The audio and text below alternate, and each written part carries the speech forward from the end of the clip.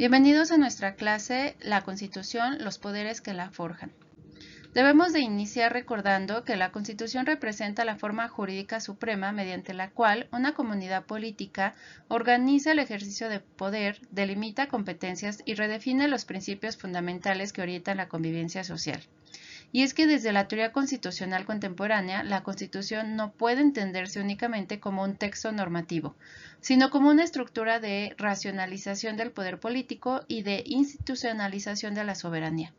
La función esencial de la Constitución consiste en transformar el poder en autoridad legítima mediante reglas jurídicas vinculantes. La supremacía constitucional implica que ninguna autoridad puede situarse por encima del texto constitucional. Y es que desde una perspectiva doctrinal, la Constitución también cumple una función integradora. El orden constitucional articula la relación entre soberanía, representación y legalidad, permitiendo que el ejercicio del poder político adquiera continuidad y en consecuencia la Constitución no constituye únicamente un instrumento técnico de organización estatal, sino el funcionamiento normativo que da unidad al sistema político y jurídico. Aquí la soberanía es un elemento importante, pues es el fundamento del orden constitucional. La soberanía constituye el principio político y jurídico que explica el origen legítimo del Estado y del orden constitucional. Implica la capacidad de autodeterminación de la comunidad política, es decir, la facultad de establecer libremente las reglas fundamentales que organizan su existencia colectiva. La teoría constitucional contemporánea distingue entre soberanía popular y ejercicio institucional del poder. El pueblo es considerado titular originario de la soberanía, mientras que los órganos estatales únicamente ejercen competencias derivadas y limitadas, lo que significa que ningún poder público puede atribuirse facultades soberanas propias. Esta distinción resulta fundamental para comprender la diferencia entre poder constituyente y poder constituido, ya que mientras la soberanía permanece en el cuerpo político de la nación, los órganos estatales actúan conforme a competencias previamente definidas en el texto constitucional. La autodeterminación constituye también una de las expresiones esenciales de la soberanía moderna, y es que mientras la comunidad política decide libremente darse una organización jurídica y política determinada, creando las bases normativas de su existencia institucional, la autodeterminación supone la facultad colectiva de producir un orden constitucional propio, lo cual implica que el pueblo o la nación no reciben externamente la legitimidad de sus instituciones, sino que las generan a partir de su propia voluntad política. Esta idea se encuentra vinculada con el constitucionalismo democrático y con la noción de soberanía popular. Sin embargo, el ejercicio de la autodeterminación implica necesariamente una autolimitación. Al crear una constitución, el pueblo establece límites jurídicos al ejercicio futuro del poder político. La constitución es simultáneamente una expresión de libertad política y un mecanismo de restricción del poder.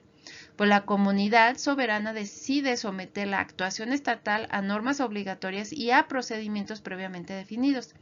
Esta autolimitación constituye el fundamento del Estado de Derecho y evita que el ejercicio del poder dependa exclusivamente de la voluntad arbitraria de los gobernantes. Aquí, el pueblo conserva la facultad de modificar o transformar el orden constitucional mediante mecanismos jurídicos específicos, lo que demuestra que la soberanía permanece como fundamento último del sistema político.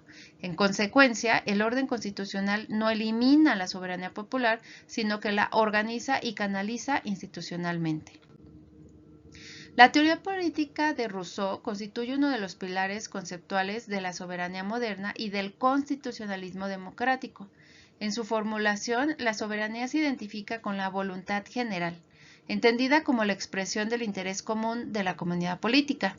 La voluntad general no representa la suma de intereses particulares, sino la orientación colectiva hacia un bien común, razón por la cual posee legitimidad superior frente a cualquier voluntad individual o corporativa. Esta concepción transformó profundamente la teoría del Estado moderno. Y es que desde la perspectiva constitucional, la teoría de Rousseau permitió fundamentar la supremacía de la voluntad popular sobre las estructuras tradicionales de autoridad. El constitucionalismo democrático encuentra en la voluntad general el criterio de legitimidad del poder constituyente, pues la Constitución solo adquiere validez plena cuando deriva de la soberanía popular. Uno de los problemas centrales de la teoría constitucional consiste en distinguir conceptualmente la soberanía del poder público. Y es que aunque ambos conceptos se relacionan estrechamente, poseen naturaleza y funciones distintas dentro del Estado constitucional. La soberanía constituye la fuente originaria del orden jurídico, mientras que el poder público representa el conjunto de competencias institucionales derivadas de la Constitución. Esta diferenciación permite comprender por qué los órganos estatales no pueden atribuirse facultades ilimitadas. El poder público se ejerce mediante órganos específicos, legislativo, ejecutivo y judicial, que actúa conforme a procedimientos jurídicamente regulados. Su legitimidad depende de la Constitución y de la soberanía popular que les sirve de fundamento. Los poderes públicos no son soberanos porque se encuentran sometidos al orden constitucional que regula su actuación, lo que implica que ninguna autoridad estatal puede situarse jurídicamente por encima de la Constitución. Esta subordinación constituye uno de los principios esenciales del Estado de Derecho. El poder constituyente constituye la facultad política y jurídica mediante la cual una comunidad establece su constitución y organiza el fundamento del orden estatal. El poder constituyente representa la manifestación soberana capaz de crear un nuevo orden jurídico, razón por la cual no depende de normas anteriores ni se encuentra subordinado a autoridades preexistentes. Esta característica explica su relevancia dentro del constitucionalismo moderno. Y es que su carácter originario implica que ninguna norma jurídica previa puede condicionarlo completamente, pues precisamente su función consiste en fundar el orden normativo del Estado. El poder constituyente no debe confundirse con los mecanismos ordinarios de reforma constitucional, ya que mientras estos operan dentro del marco jurídico vigente, el poder constituyente puede transformar radicalmente el orden político. La función constituyente tiene una naturaleza fundacional y produce legitimidad institucional, creando la base normativa sobre la cual actuarán posteriormente los órganos del Estado. Y bueno, por último, la teoría democrática del constitucionalismo sostiene que la titularidad del poder constituyente corresponde al pueblo, en cuanto depositario de la soberanía.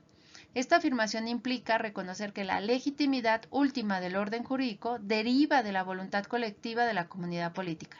El pueblo constituye el sujeto político originario, capaz de establecer la Constitución y redefinir las bases fundamentales del Estado.